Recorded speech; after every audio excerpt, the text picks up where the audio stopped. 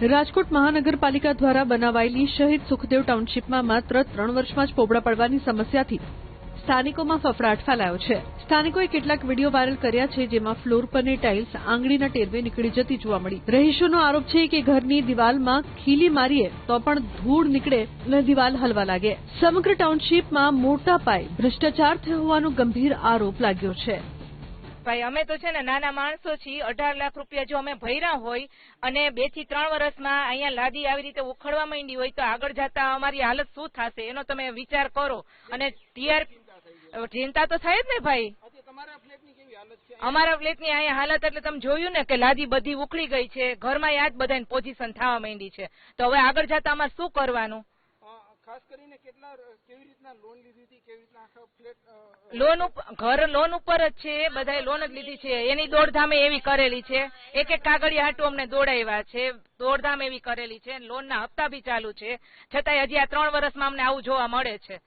શું કહેશો, અત્યારે જે છે મકાન મળ્યું અને હજી તો ગણતરીના દિવસો જ થયા છે, ત્યાં જ આવી હાલત થઈ, ભ્રષ્ટાચાર થયો એવું લાગે છે? હા, ચોક્કસ ભ્રષ્ટાચાર લાગે છે। ગટરું ભરાય છે, માણસોના ઘરમાં ભોખરા નીકળી જાય છે, દિવાલોમાંથી નકરી ભેજ નીકળે છે। આવો ભ્રષ્ટાચાર થાય તો હજી 3 લાદીઓ તો બધાની ઉખેડી જ જાય છે, બધાની ઉખડી ગઈ છે, વિદ્યા મૂક્યા છે સહિત છે એમાં।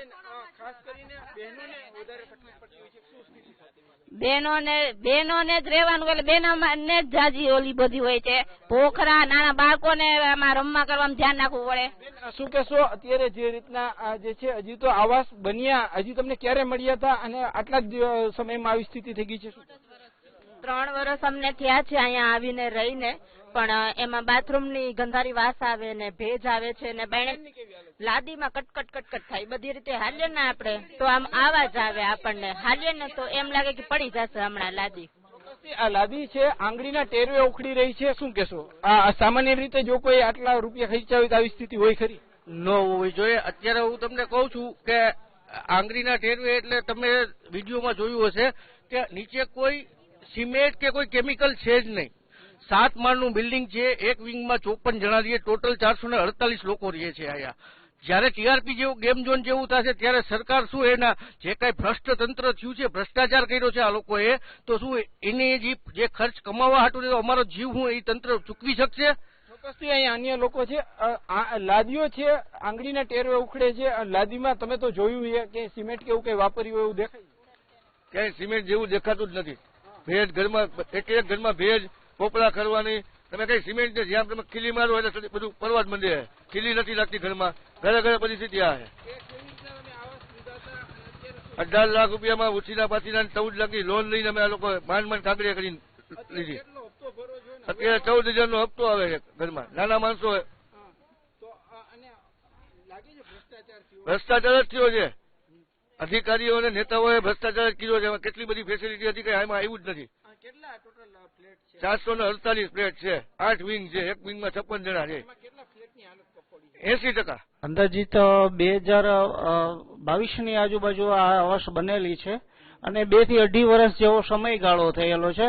અને અત્યારે આપ જોઈ શકો છો કે એમની જે ટાઇલ્સ છે એમાં કદાચ એવું લાગે છે કે સિમેન્ટનો ઉપયોગ જ નથી કરેલો અને સંપૂર્ણપણે એકદમ ખોખલી સિચ્યુએશન થઈ ગયેલી છે।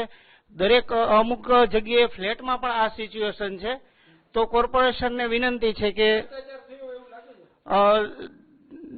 સ્પષ્ટપણે થોડુંક દેખાય તો આવે જ છે, બરાબર છે, જે તમારી સામે જ છે। અમારે એક ડી વિંગ છે, તેનું આખું ધાબુ હું તમને વિડીયોમાં બતાવી શકું છું કે આખું આમાં મળે છે। જયારે ટીઆરપી જેવો બનાવ બનશે તો જવાબદાર વ્યક્તિ કોણ છે? લાદી તો ઉખડે જ છે, પણ ઘરમાં દિવાલોમાં ધૂળું ને ધામા નીકળે છે, કઈ ખોલાતું નથી ને કઈ વ્યવસ્થિત કામકાજ નથી। ઘણાના તો બાથરૂમમાં ભોખરા હલબલે છે, લગભગ બધામાં છે, લગભગ બધામાં આવું છે।